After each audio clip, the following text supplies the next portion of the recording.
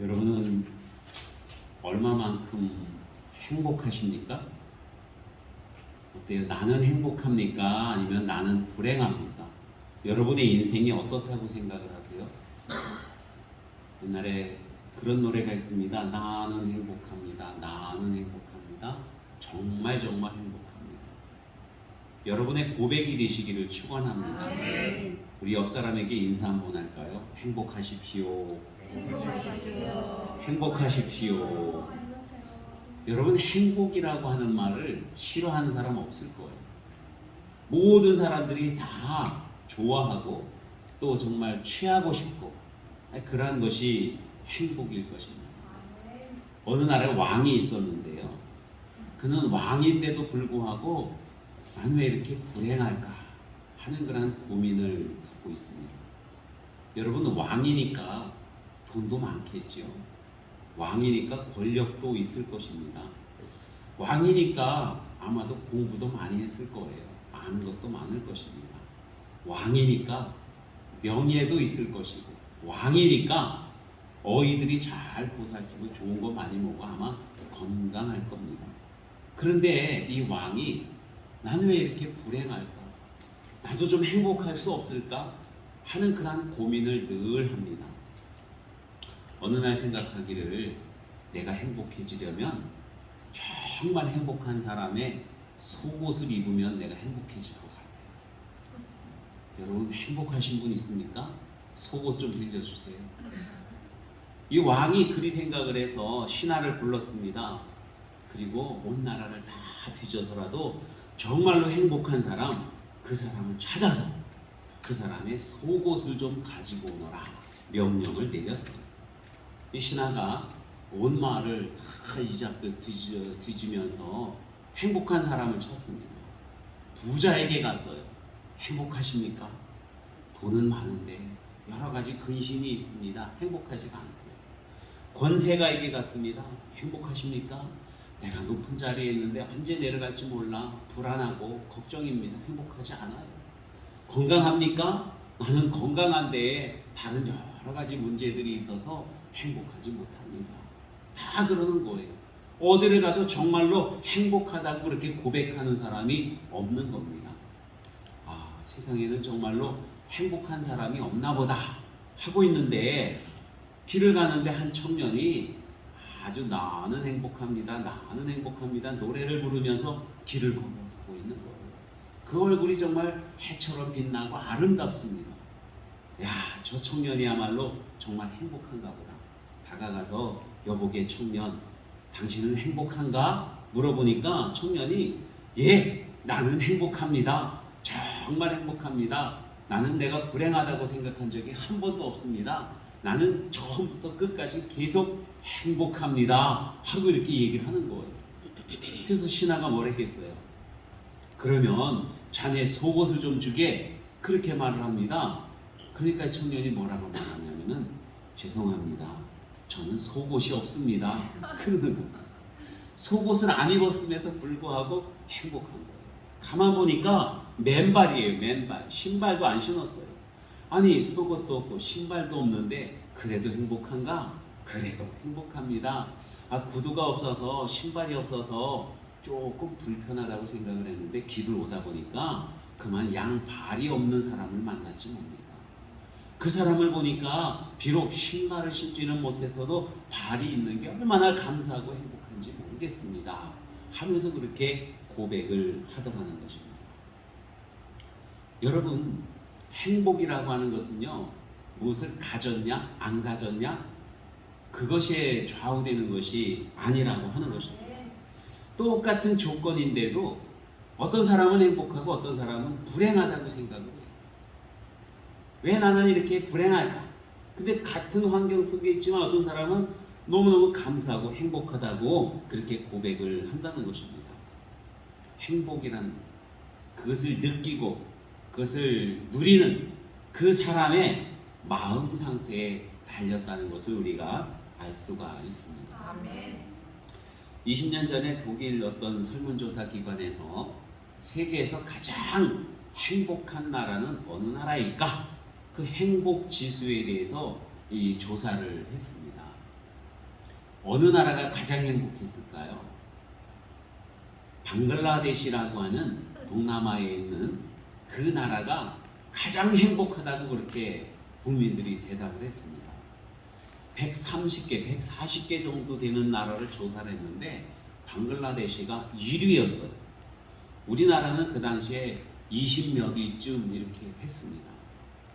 그리고 나서 한 20년쯤 세월이 흘러서 올해 2023년도에 또 다시 조사를 했습니다. 방글라데시가 몇 위일까요? 방글라데시가 118위가 되었다는 겁니다. 여러분, 방글라데시가 원래 못 사는 나라였는데 행복하다고 고백을 했거든요. 더 못 살게 되었을까요? 전쟁이 일어났을까요? 아니면 어떤 극한 질병이 돌았을까요? 무엇 때문에 그렇게 행복하지 않다고 고백을 했을까요? 그들의 삶의 환경은 사실상 크게 변한 게 없는데, 변한 게 있다고 한다면은 그 사람들이 옛날에는 자기만 이렇게 볼 수 있었습니다. 외부를 볼 수가 없었어요. 그런데 인터넷이 발달되어지고 SNS가 발달되어지고 그러면서 다른 나라 사람들이 살아가는 모습을 보았습니다. 자기들과는 너무 다른 거예요. 잘 먹고 잘 입고 많은 것들 누리며 살고 있습니다. 그런 것을 보니까 우리가 정말 불행한 존재들이구나. 왜 우리는 이렇게밖에 살 수 없나 하는 것을 느끼게 되었죠. 그래서 옛날에는 나는 정말로 행복합니다 이렇게 고백하는 사람들이 국민 대부분이었는데, 오늘날에는 거의 모든 사람들이 우리는 정말로 불행합니다 이렇게 이야기를 하면서 살아가고 있다고 하는 것이죠. 우리나라는 오늘날 57위라고 합니다. 그러니까 어떻게 보면 배나 더 떨어졌어요. 사실상 20년 전보다 지금 경제적으로도 많이 올라가 있고요. 과학도 많이 발달해 있고요. 평균 수명도 많이 늘었습니다. 좋은 것도 많이 먹고, 그럼에도 불구하고 불행하다고 느끼는 사람들이 더 많아졌다는 거예요. 상대적인 박탈감이라든가 미래에 대한 어떤 그 불안함, 이러한 것들이 나는 행복하지 못합니다 하고 그렇게 고백을 하게 하는 것이죠. 청년들이 미래가 불확실하니까 가정을 꾸리지를 않아요. 가정을 꾸려도 아이는 낳지 않고 강아지만 데리고 다니는, 여러분, 그러한 행복에 있는 것입니다. 행복이라고 하는 것은 물질이 얼만큼 풍성하냐, 얼만큼 강대국이냐, 그런 데에 있는 것이 아니라고 하는 거예요. 돈이 많은 사람, 우리나라 제일 부자가 누군가요? 카카오의 무슨 회장이라고 하기도 하고 그럽니다. 이재용 회장보다 더 많다고 그래요. 여러분, 그만큼 돈이 많으면 행복할까요? 이재용 삼성 회장님 보니까 그닥 행복한 것 같지가 않아요. 돈은 많고 영향력은 큰데 툭 하면은 감옥에 가고 조사받고. 여러분, 그 큰 기업을 운영하면서 잠이나 제대로 자겠습니까? 어디 마음껏 우리처럼 뭐 휴가를 즐길 수가 있겠습니까? 바캉스를 갈 수가 있겠습니까? 사람들을 누구나 편하게 만날 수가 있겠습니까? 돈이 많다고 해서 행복한 게 아니라고 하는 거예요. 공부를 많이 한 사람은 어때요? 어떤 분들은 나는 공부를 많이 못해서 그래서 불행해. 절대로 그렇지가 않습니다. 공부를 많이 한 사람도 얼마든지 불행하고요. 공부를 많이 못한 사람도 얼마든지 행복할 수 있다고 하는 거예요. 학문이 많을수록, 많은 것을 알수록 우리의 근심은 더 커져가고 깊어만 간다는 사실을 우리가 알아야 됩니다. 어떤 이들은 행복하기 위해서, 꿈을 이루기 위해서 권세를 부여잡으려고 노력을 많이 합니다. 시장이 되고 도지사가 되고 국회의원이 되고 대통령이 되고. 여러분, 그분들 행복할까요? 제일 불행한 것 같아요. 요즘 뉴스나 이런 걸 보면은 모든 사람들이 다 이렇게 막 그 원망하고 또 책임을 돌리기도 하고 탓하고 비난하고, 어쩌면은 절반의 국민들은 그분을 막 좋아하는데 절반의 사람들은 아주 극렬하게 미워하기도 하고 막 그러지 않습니까? 여러분, 얼마나 많이 불편하겠어요. 사람들이 나를 미워하는 사람이 있다고 하는 것 얼마나 힘들겠습니까, 여러분? 그래서 권세가 커도 결코 행복을 누릴 수가 없다고 하는 것입니다. 자, 뭐니 해도 건강이지요. 건강을 잃으면 다 잃었다, 그런 말이 있습니다. 그러면은 건강하면 다 행복해요? 연약하신 분들은 아마 그럴 겁니다. 아우, 저 사람은 건강해 너무너무 행복하겠어. 나는 왜 맨날 이렇게 약골일까? 여러분, 건강하다고 해서 다 행복하냐면 그렇지 않아요. 건강하지만 돈이 없을 수도 있고, 건강하지만 인간적인 관계가 깨어질 수도 있고, 건강하지만 자식들이 속을 새길 수도 있거든요. 건강하지만 누군가 나를 극렬하게 비난하고 싫어할 수도 있다는 거예요. 그래서 그 건강도 역시 우리에게 행복을 가져다주는 절대적인 조건이 되지 못한다고 하는 것입니다. 예수님께 바리새인들이 찾아와서 물어봅니다. 하나님의 나라가 언제 임하겠습니까? 하고 물어보는 거예요. 여러분, 여기서 하나님의 나라는 뭘 의미할까요? 정말로 행복한 나라, 흠도 티도 없는, 눈물도 없는, 싸움도 질병도 없는 그냥 행복한 나라, 그 나라가 하나님 나라 아니겠습니까? 여러분, 하나님 나라가 이 땅에 이루어지면 그야말로 행복한 나라가 되는 줄로 믿으시기를 바랍니다. 바리새인들이 이 행복한 나라를 이야기할 때는요, 몇 가지 의미가 있었어요. 첫 번째로는 당시에 이 이스라엘이 로마의 식민지로 있었습니다. 로마의 압제하에 있었어요. 자유가 없었습니다. 억눌렸어요. 그래서 언제쯤이면 로마가 물러가고 우리나라가 자주 독립국가가 될 수 있겠습니까? 하는 의미가 있습니다. 그리고 우리나라 이스라엘이 언제쯤이면 다윗 왕 시절처럼 강대국이 되어서 열방을 다 제압하고 싸울 때마다 승리할 수 있겠습니까? 하는 그러한 의미가 있었던 것입니다. 그리고 이 하나님 나라는 언제가 이루어지느냐? 이루어지는 그날에는 모든 죄인들이 다 없어져 버리고 그냥 하나님 백성들만 있는 유토피아, 그야말로 꿈꾸는 그러한 나라, 언제 이루어지겠습니까? 언제쯤이면 행복한 나라가 우리 가운데 임하겠습니까? 하고 물어보고 있는 것입니다. 바리새인들은요, 이 하나님 나라가 외적으로 이루어지는 줄로 알았어요. 이 나라가 우리가 살고 있는 사회 모든 환경들이 갑자기 변화되어져서 어떠한 근심 걱정도 없고 눈물도 없고 정말로 행복하게 살 수 있는 나라가 이루어질까? 그거를 꿈꾸고 있었다고 하는 것입니다. 그때 예수님께서 대답하시기를요, 하나님 나라는 바로 너희 가운데 있다, 이렇게 말씀하십니다. 하나님 나라는 다른 데 있는 게 아니라, 다른 데서 오는 것이 아니라 바로 우리 안에 있다고 말씀하고 있어요. 우리 안에 있다는 게 무슨 말씀입니까? 하나님 나라는요, 우리가 예수 그리스도를 내 안에 모실 때, 하나님이 오셔서 나의 왕이 되실 때, 그때 하나님의 나라가 이루어지는 거예요. 정말로 행복한 나라는 예수님이 우리의 주인이 되신 때, 하나님이 나의 모든 삶을 주장하시는 그때에 우리가 진정한 행복을 누릴 수 있게 된다고 우리 주님께서 말씀하고 있는 것입니다. 여러분, 예수님을 모시고 살게 되면 어떤 일들이 일어나게 될까요? 첫 번째로는 죄가 끊어지게 됩니다. 죄를 멀리하게 돼요. 죄와 싸워서 이기게 된다고 하는 것입니다.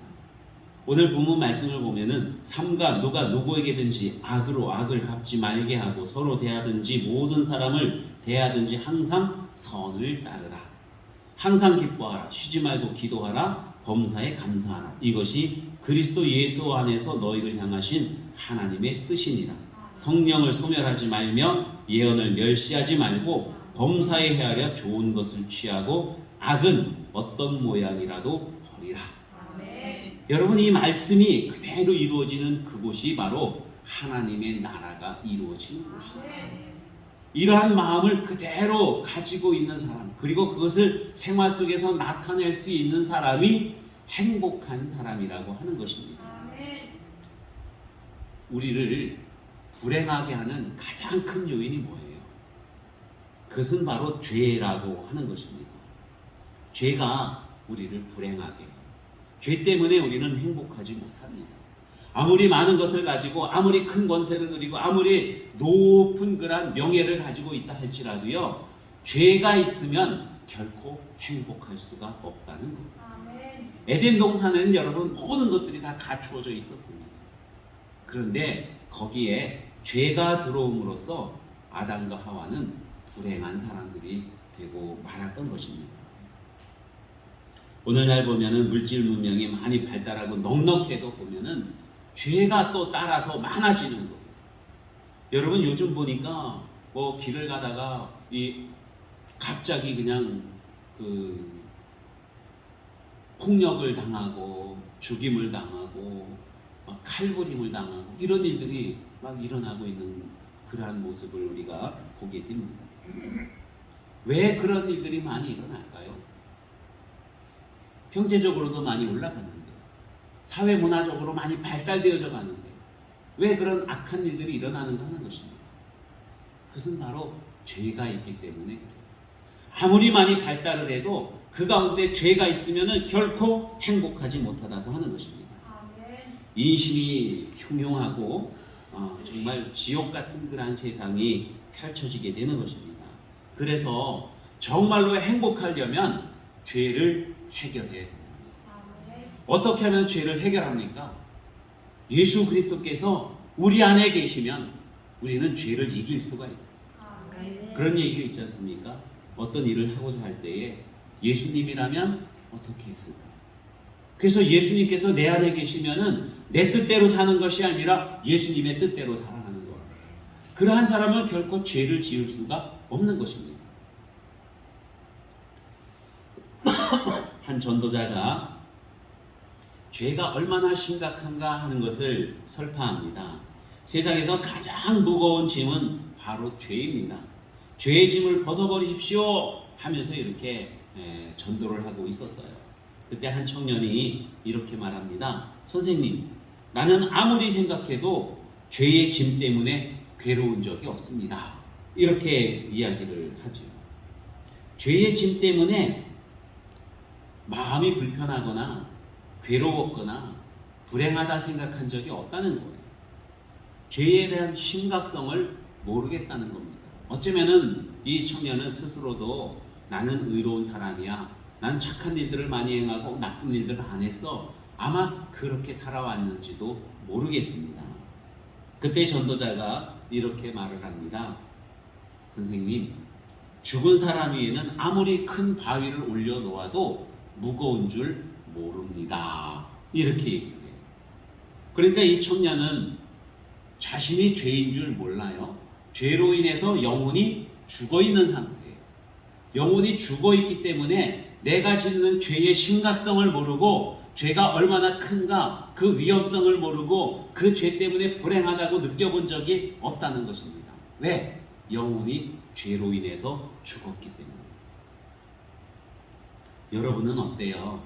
살면서 내 죄가 참 무겁다, 내 죄가 참 심각하다, 나는 죄 때문에 내 행복을 온전하게 누리지 못하다, 그런 것을 느낍니까? 아니면은 나는 아무런 하자 없어? 이럽니까? 어때요? 여러분, 우리는 비록 물론 우리가 예수님을 믿으면서 하나님의 자녀로 살아가지만 우리 삶 속에서 나타나는 죄악된 모습들이 있어요. 마음으로 영으로 짓는 죄들이 있습니다. 은근히 누구를 시기하고 미워하고 질투하기도 하고 원망하기도 해요. 사회에 대해서 불평하기도 합니다. 이 모든 것들이 사실상 다 크고 작은 죄라는 사실이에요. 그것을 죄라고 여기지 않는다면 우리 영혼이 온전하게 살아있는 영혼이 아니라는 것입니다. 그래서 정말 중요한 것은 죄를 깨닫는 거예요. 내가 어떤 죄를 짓고 있는지 그런 죄를 깨닫는 것입니다. 그리고 그 죄를 해결해야 돼요. 죄를 해결해야만 진정한 행복을 누릴 수가 있다는 것입니다. 우리 다 행복하기를 원하시죠? 여러분, 우리 가운데 있는 죄를 해결하시기 바랍니다. 죄를 해결하는 방법은 딱 하나, 예수 그리스도를 내 안에 모시고 살아가는 거예요. 두 번째로는 예수님을 모시고 살게 되면요, 예수님처럼 우리가 겸손한 사람이 되어집니다. 따라해보세요. 겸손한 사람. 겸손한 사람. 여러분 우리 모두가 다 정말로 겸손한 사람이 되시기를 바랍니다. 아멘. 마음이 교만한 사람은 결코 성도일 수가 없어요. 예수님을 정말로 믿는다고 하면은 내가 교만한 사람이 될 수가 없다는 것입니다. 내가 정말로 교만함을 나타낸다고 하면은 먼저 우리는 내가 예수님을 바르게 믿고 살아가는가, 예수님이 내 안에 계시는가 하는 것을 먼저 생각을 해봐야 된다고 하는 거예요. 여러분 우리 예수님은 하나님이셔요. 그런데 그 하나님께서 이 땅에 인간, 우리와 같은 몸을 입고 이 땅으로 오셨습니다. 낮아지신 거예요. 이것을 예수님의 겸손이라고 표현을 합니다. 오셨는데 그냥 오시는 게 아니라 저 마구간에 어린 아기 피덩이의 모습으로 오셨어요. 그리고 죄인의 모습으로 사시다가 우리 죄인들의 죄를 다 짊어지고 십자가 달려 죽으셨습니다. 한없이 낮아지셨다는 거예요. 만약에 예수님께 이런 겸손함이 없었다고 한다면은 로마 군인들이 예수님을 십자가에 못 박을 때 내가 무슨 잘못이 있는데 놔라 이놈들아 아마 그러셨을 거예요. 그런데 예수님은 묵묵히 그래 내가 낮아져야 그래야 인류를 구원하지, 그래야 아버지 뜻이 내 안에서 이루어지지. 아멘. 그러면서 십자가를 지시고 죽기까지 하나님 앞에 순종하셨다고 하는 것입니다. 버틀란드 러셀이라고 하는 사람이 행복론이라고 하는 글을 썼는데 거기에 이렇게 말합니다. 자기 자신의 힘과 존재를 겸허하게 생각하는 것이 행복의 근원이다. 뭐가 행복의 근원이에요? 자기 자신을 겸허하게, 즉 자기를 낮추는 것이 행복의 근원이라는 것입니다. 여러분은 누군가를 위해서 정말 봉사하고 섬기고 헌신하고 그러한 일들이 많이 있지요? 있어요? 없어요? 솔직하게 생각해보면 아마 조금씩이라도 있을 거예요. 어떤 분들은 나는 많이 했어 이렇게 생각하시는 분들도 있을 겁니다. 그런데 나의 이러한 헌신에 대해서 누군가 감사의 표현을 하지 않고 박수를 쳐주지 않으면 기분이 나빠요? 좋아요?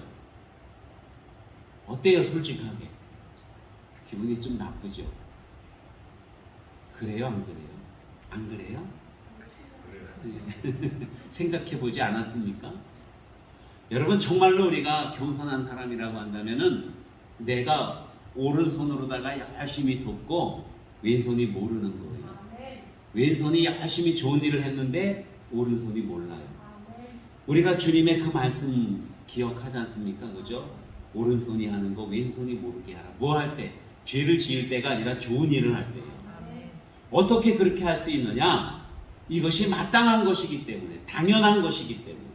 내가 누군가에게 물 한 잔을 줬습니다. 그 기억이 나요? 안 나요? 그걸 기억을 한다면 이게 좋은 일이라고 생각을 하면서 이 일을 한 사람입니다. 근데 기억이 안 나는 사람은 이건 마땅히 하는 일인 거예요. 어떤 사람이 더 훌륭한 사람이에요? 좋은 일을 좋은 일이라고 행하는 사람보다 좋은 일을 행할 때 이건 마땅한 일이라고 행하는 사람이 훨씬 더 주님께 가까운 사람이고 겸손한 사람이라는 거예요. 그러니까 우리가 어떤 일들을 해서 공을 세웠다고 칠 때에 이 공치사를 하면 안 된다는 거예요. 그냥 하나님께서 하신 겁니다. 내가 뭐 그거 할 수 있겠습니까? 주님의 은혜로 했습니다. 내가 언제 그런 걸 했습니까? 마땅히 할 일입니다. 여러분 이렇게 고백을 해야 정말로 주님을 닮는 사람이 돼요. 주님이 내 안에 계시면 그러한 모습들이 나타나게 된다는 것입니다. 부부 사이에 자기 주장을 하게 되면 그 가정은 행복한 가정이 될까요? 그렇지 못해요. 그죠? 또 교회에서도 섬기고 열심히 봉사했는데 그거를 막 나타내려고 하면 이 교회는 복된 교회가 되지 못하는 거예요. 모범적인 교회가, 하나님이 기뻐하시는 교회가 되지 못합니다. 직장이나 사회에서 내가 뭔가를 열심히 해서 하나를 이루었어요. 그런데 그거 막 내 그 목을 꼿꼿하게 세우고 내 공을 막 이렇게 나타내려고 하고 그러면 여러분 그 사회는 행복한 사회가 되지 못해요. 행복한 직장이 되지 못하고 행복한 어떤 그 교우 관계들이 되지를 못한다고 하는 것입니다. 우리 주님 안에서 여러분 주님을 잘 모시고 살면서 겸손한 저와 여러분 되시기를 바랍니다. 아멘. 예수님을 우리 안에 모시고 살게 되면 아멘. 어떤 일들이 일어날까요? 아버지 하나님의 말씀에 온전히 순종하게 된다는 것입니다. 아멘.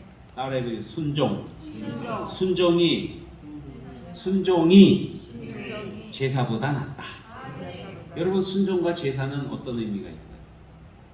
순종은요 하나님의 말씀 그대로 행하는 것을 의미합니다. 제사는요 내가 드리는 거예요. 내가 중심이 돼요. 그러니까 아무리 좋은 일이라도 내가 중심이 돼서 하는 것보다 아버지 하나님의 말씀을 그대로 따라서 행하는 것이 훨씬 더 뛰어나다는 거예요. 그게 더 하나님을 기쁘시게 하는 것이고 그것이 더 우리를 행복하게 만드는 길이라고 하는 것입니다. 오늘 본문 말씀은 여러분 하나님께서 우리에게 주신 말씀이잖아요. 우리에게 왜 이 말씀을 주셨습니까? 왜 항상 기뻐하라고 그래요? 왜 쉬지 말고 기도하라고 그래요? 왜 범사에 감사하라고 그렇게 말씀하실까요? 무엇 때문에 그렇게 말씀하실까요? 우리로 불행하게 하기 위해서? 그냥 심심해서 말씀하실까요? 그게 아니라 나를 행복하게 하기 위해서 하나님께서 우리에게 주신 말씀인 거예요. 여러분 예수님을 우리 가운데 모시고 살게 되면 항상 기뻐하게 됩니다. 우리 안에 예수님이 계시기 때문에 기쁨이라고 하는 것은요 그냥 어디서 막 가지고 오는 게 아니에요. 사진 찍을 때 김치에서 이렇게 웃는 이게 기쁨이 아니라 내 속에서 뿜어져 나오는 기가 있는 거예요. 기가. 이 기가 뭐냐면은 바로 성령님입니다. 예수님을 의미하는 거예요. 예수님이 내 안에 꽉 차 계시기 때문에 넘쳐 나오는 것을 막을 수가 없어요. 이게 바로 기쁨인 것입니다. 예수님을 모시고 살면 하나님 아버지의 말씀에 순종하는 삶을 살게 되는 거예요. 여러분 행복하기를 원하면 하나님 주시는 말씀을 잘 기억하고 그 말씀에 순종하시기 바랍니다. 시편 1편에 보면은 복이 있는 사람은요 하나님의 말씀 율법을 주야로 묵상하는 자로다 그렇게 말씀해요. 하나님께서 나에게 주신 말씀을 곰곰이 생각하고 그 말씀대로 살아가는 그 사람이 어떤 사람이냐? 행복한 사람이라고 말씀하고 있는 것입니다. 하나님의 말씀을 지켜 행하면 들어가도 복을 받고 나가도 복을 받고 집에 있어도 복을 받고 직장에 가도 복을 받고 교회에서도 복을 받고 길을 가다가도 복을 받고 할렐루야. 여러분 하나님의 말씀 온전히 순종함으로써 복을 다 누리는 저와 여러분 되시기를 바랍니다. 예수님을 내 안에 모시고 살게 되면 마지막으로 사랑하는 삶을 살게 돼요. 미움이 다 물러가고 온전한 사랑. 여러분 하나님은 사랑이시지 않습니까? 하나님의 자녀된 우리들도 사랑의 사람이 되어야 되는 거예요. 억지로 사랑하려고 하는 것이 아니라 예수님을 내 안에 모실 때에 원수도 사랑하게 되는 거예요. 사랑이라는 것은 억지로 하는 것이 아니라 되어져 가는 것입니다. 되어져 가는 거예요. 이렇게 되어져 가려면 예수님을 내 안에 모시고 살면 됩니다. 주님 내 안에 오세요. 나의 주인이 되어주세요. 나의 삶을 주장해 주십시오. 그러면 여러분 우리가 정말 주님의 사람으로 변화되어지고 행복한 삶을 누리게 된다고 하는 것입니다. 사랑하는 성도 여러분, 언제나 우리 주님을 믿는